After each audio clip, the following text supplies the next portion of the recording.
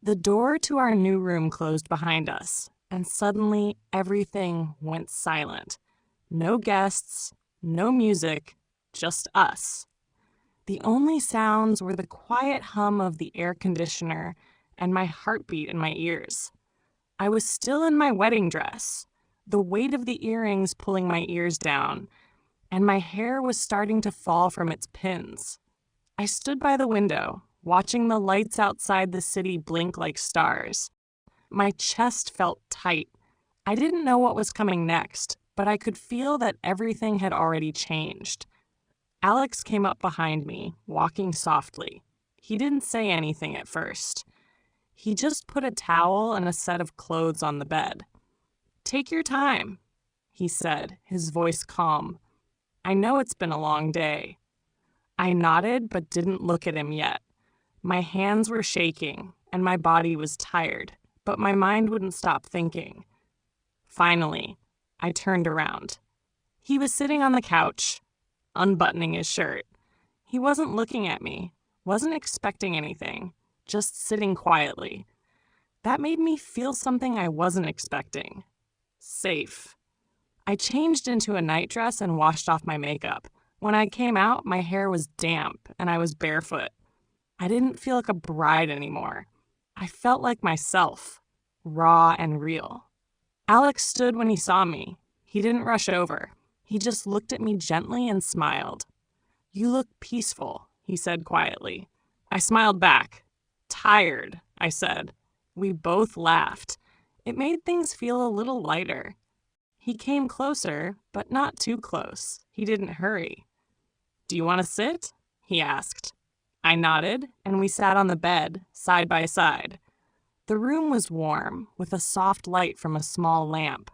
There was a quiet calm in the air. "I don't want to scare you," Alex said, his voice soft. "This is your night too, not just mine." I turned to look at him for the first time that day. Really look. He wasn't some stranger. He was just a man, gentle, respectful, and maybe nervous too. That made me feel closer to him. "You're not scaring me," I said. "I'm just learning how to breathe again." He smiled at that. "Then let's breathe together," he said. He reached out and gently held my hand. His touch was warm but not tight. I didn't pull away. We didn't kiss right away, didn't say anything else. We just sat there, our fingers touching, our shoulders brushing. The silence felt comforting. A few minutes later, he leaned a little closer and asked, "Can I?" I nodded. His lips touched mine softly, gently, like he was afraid he might break something.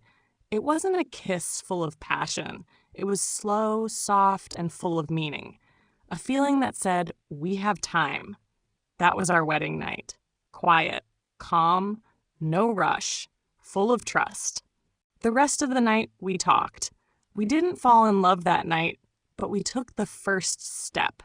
I told him about my childhood, my fear of thunderstorms, and how I used to write letters to my future self. He told me about his father, who had passed away 3 years ago, and how hard it was to grow up fast after that. I didn't feel in love yet, but I felt connected to him. We weren't perfect, but we were getting to know each other. I remember how he gently touched my hair when I started to fall asleep. His fingers didn't pull or push, they just rested there for a moment. I remember crying quietly, not because I was sad, but because his kindness felt so warm. The next morning, I woke up slowly. It was almost noon. I sat up, a little confused about where I was, and then I saw Alex in the kitchen. He was trying to make breakfast, but he burned the toast and put too much sugar in the tea. Still, he brought it to me with a proud smile. "I tried," he said. I laughed. "It's okay," I said. "Nobody's perfect. Maybe we'll figure it out together," he said with a smile. And that's how it started, a quiet love story. We spent the whole week at home, learning each other's rhythms. I learned that Alex needed coffee before he could talk in the morning. He learned that I cry during emotional movies, even comedies. We went grocery shopping together, and he didn't mind when I picked out pink pillows for the living room. We sat on the floor at night, looking through old family pictures. He showed me photos of his childhood, and I showed him my old drawings from when I was 12. One night, as we crossed the street, I realized he still held my hand every time, even if no cars were around.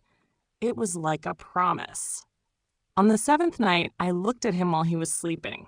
His mouth was slightly open, and his chest rose and fell softly. I whispered, "I think I'm falling for you." He didn't hear me, but in his sleep he reached for my hand. I think he felt it. A few days later, I got a little sick. Nothing serious, just a fever and a cough, but Alex stayed home from work to take care of me. He made soup that didn't taste great, but I drank it because he tried. He stayed beside me, reading a book quietly just to keep me company. He didn't say much. He just stayed. And sometimes staying is all you need to feel cared for. That was when I realized I didn't feel like a guest in his home anymore. I felt like I belonged. Slowly, I started cooking in the kitchen. I put my things in the drawers. I added little things to the walls. One night, while folding laundry together, Alex looked at me and said, "This doesn't feel like just my apartment anymore. It feels like ours." I smiled and said, "That's because it is." Months passed. We still had awkward moments and silly arguments, but we also had hugs in the morning, soft music at night, and little inside jokes. We weren't perfect, but we were learning and growing together. On our 6-month anniversary, Alex took me back to my uncle's house, the place where we first met. It wasn't a fancy restaurant or a beach. It was just that room where I first saw him. He said, "This is where I saw you for the first time. I didn't know it then, but I think my heart recognized you." I didn't know what to say, so I just cried, and he held me and whispered, "You don't have to say anything. I already know." That night, I kissed him like I had never kissed anyone before. Not because I had to, but because I wanted to. Because I trusted him, and he loved me, quietly, honestly. Our first night didn't look like the movies. There were no fireworks or roses, but it was full of small moments, soft talks, slow connections, and the beginning of something real. And now, when someone asks me how my wedding night was, I smile. It wasn't loud, it wasn't perfect, but it was real. And real is more beautiful than perfect.